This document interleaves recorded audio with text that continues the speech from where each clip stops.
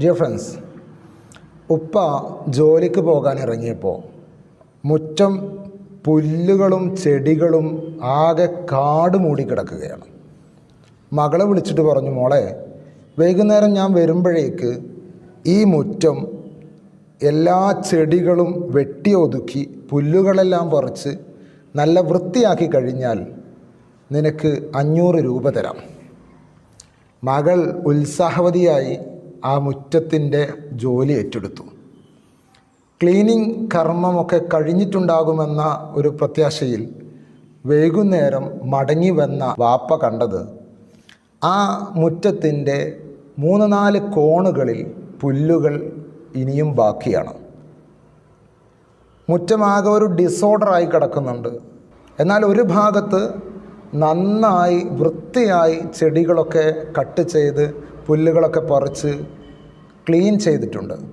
മകളെ വിളിച്ചിട്ട് പറഞ്ഞു, മോളെ, 500 രൂപ നിനക്ക് തരില്ല, കാരണം നീ ഇത് ഫുൾ ക്ലീൻ ചെയ്തിട്ടില്ല. മകൾ പറഞ്ഞു, വേണ്ടപ്പാ, എനിക്ക് പണം വേണ്ട. വാപ്പ അത്ഭുതപ്പെട്ടു. ചുരുക്കം 2-3 സ്ഥലങ്ങൾ മാത്രം ഒഴിവാക്കി ഈ 500 രൂപ അവൾ നഷ്ടപ്പെടുത്തുന്നത് എന്തിനാണ്? പോയി നോക്കുമ്പോൾ ഒരു ഭാഗത്ത് പുൽത്തകടിയിൽ ഒരു തവള വിഷമിച്ച് ഒരു അവശ നിലയിലായി കിടക്കുന്നുണ്ട്. മറ്റൊരു ഭാഗത്ത് ഓർഡറാക്കാത്ത ചെടിക്കൂട്ടത്തിനിടയിൽ ഒരു കിളിക്കൂട് നിൽക്കുന്നുണ്ട്. ഇങ്ങനെ താൻ സ്നേഹിച്ച വസ്തുക്കളെയൊന്നും തൊടാതെയാണ് ക്ലീനിങ് നടന്നിട്ടുള്ളത്. ആ കുഞ്ഞു മനസ്സിലെ സ്നേഹവും വാത്സല്യവും പ്രകടിപ്പിക്കുക വഴി ആ മുറ്റത്തിൻ്റെ ഓർഡർ തെറ്റിയിട്ടുണ്ട്.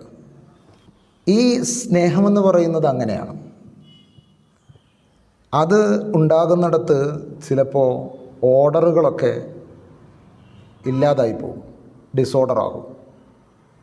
സ്നേഹമുണ്ടാകുമ്പോൾ നാം എഴുതി വച്ച നിയമങ്ങൾ പോലെ കൃത്യമായി ഉണ്ടാക്കിയ രൂപരേഖകളുള്ള ജീവിതം പോലെ ഒരിക്കലും ആയിക്കൊള്ളണമെന്നില്ല.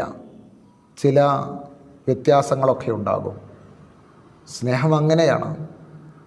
നിയമങ്ങൾക്കപ്പുറത്താണ് സ്നേഹമെന്ന് പറയുന്ന ആഴക്കടലുള്ളത്.